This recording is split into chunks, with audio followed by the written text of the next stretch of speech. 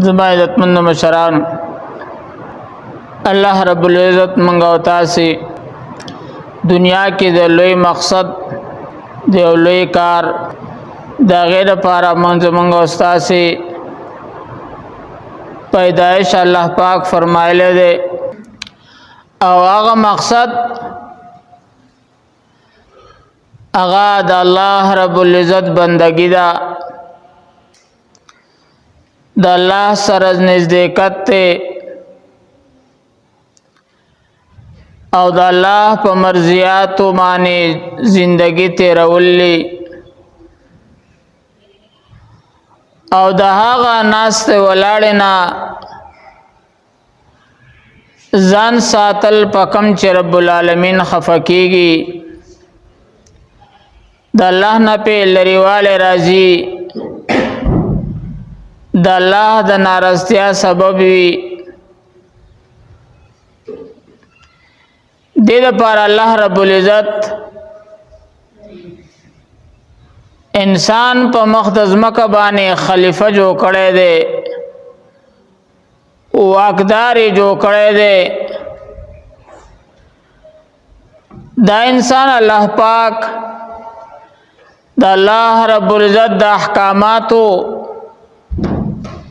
داغه د پورا کولو لپاره او د الله په احکاماتو باندې پابندي کولو لپاره را لګلې ده. بیا دا انسان عجز ده، هر په غالبي د دنیا تقاضي او خواهشات می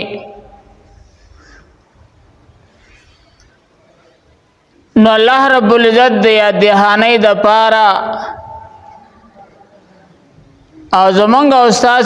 ضعف کمزوري ته قتللی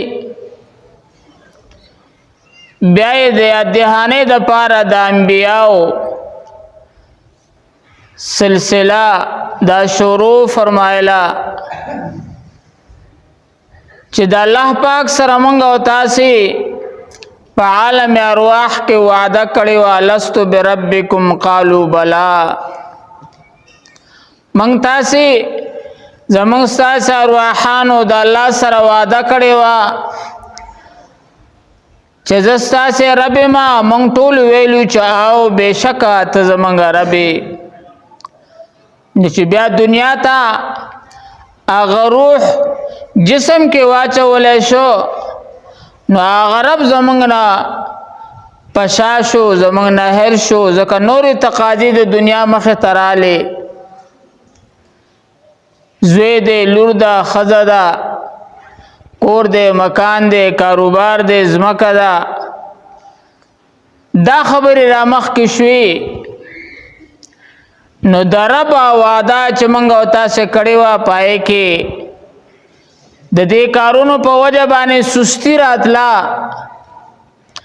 لرېوالی راته، وعده خلافي کېده. نو الله رب العزت پیغمبران راولېږل چې دا وعده ته وختن فوقتن یادوي چې ګوره تاسې د یو عظیم مقصد دپاره دنیا ته لېږلي شوي چې د الله بندګي ده او د الله راضي کول دي.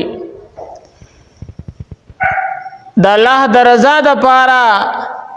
د الله د راضي کولو لپاره ستاسې تشکیل دنیا ته شوی دی، نو الله راضي کوي.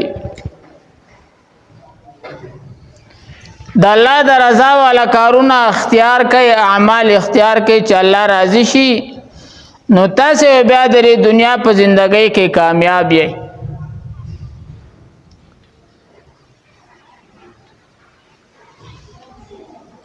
د دې وجې نه هر پیغمبر چې دنیا ته راغلی دی د یو الله په ذات باندې د ایمان راوړلو دعوت ورکړی دی. قولوا لا اله الا الله. تاسې دا کلمه ووایئ چې بل معبود، بل د عبادت لایق، بل کارساز، بل مشکل کشا، بل حاجت روا دانشته الا الله مگر یکی تنها یکی واجد الله ذات ته. دغه ذات باندې ایمان او یقین جوړ کړئ. او دغه ذات فرامین او احکامات دا په خپل ژوندۍ کې راولي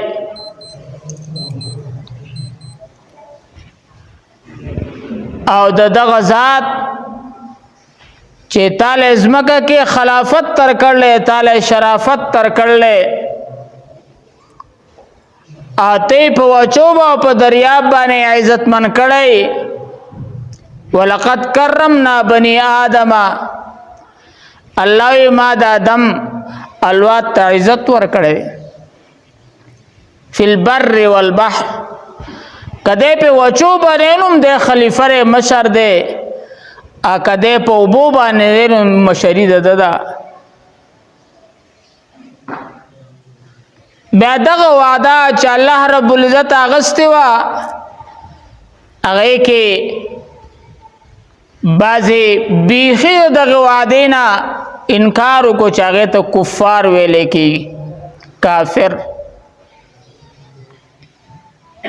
چې مونږ ویلې نه دي مونږ نه خبر الله پاک د حجت تمام کولو د پاره خپل برګزیدا بندیان چې پیغمبران دی هغه تراولې گل چې دا وعده خکړل مکوي په دې خپل وعده باندې ټینګ شي الله واحد لا شریک وګڼي دا الله پاک په بشمار مخلوق کې منګو تاسو ته د انسانیت خسته شکر صورت را کړی دی نو هغه خالق خپل معیار کوي داغه سره په خدای کې بل مشرک کوي داغه سره په کارسازی کې بل مشرک کوي داغه سره په حاجت روايي کې بل مشرک کوي عبادت صرف او صرف د الله رب العزت حق ته دا عبادت لایق بلاړو سوکشته دی نه خلقو د وعده تاسو کړی وا چا د خپل پیغمبر خبره ومنله اغا کا بیسر و سامان علوم کامیاب او چا چې د وخت د نبی د خبرې نه مخ واړو کټوله دنیا سره ونو ناکام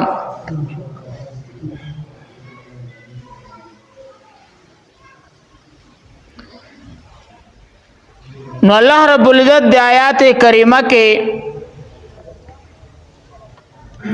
منګ او تاسو ته د ایمان بالآخرت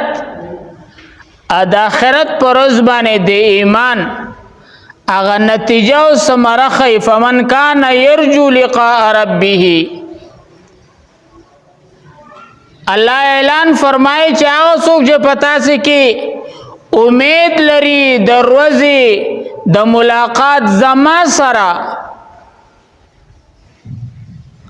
دا ایمان دی دا عقیده ده چې آخرت پر راځي قیامت پر راځي د قیامت تر ورځې نه تختیدل نشته دنیا کې خو کو 302 دی وکړو نو چرته پټ پشي خو الته بیا پټېدل دانش تعالی څوک امن نشي را کوله پناه نشي را کوله دنیا کې خو با سجرم دیو کو نو څوک بد باندې راوسی دي خیر کې جرم کړل خو بیا سوی ای د الله بنده خدای کړه ای انسان خدای کړه جو په دغه انسانیت پر خبره ختم شغه ته امن میلاوش نو د انسانیت تل درکړې چاره دا د انسان دا شکل درکړې چاره دا خو ما خالق را کړلې کنه دا خو دا غسود دی کنه کته ته سره د جرم نه پناه میلاو شو خو په انسانیت میلاو شو انسانیت تعالی درکړې چاره خپل خالق خو پیژنه کنه دغه محسن حقیقی احسان خو مانه کنه نورز د آخرت اغا دا دس عقیده دا آخرت باندې ایمان لرل داس عقیده دا چې دا د آخرت عقیده ایمان بالآخرت دا دنیا کې رسړي ټول کردار برابرای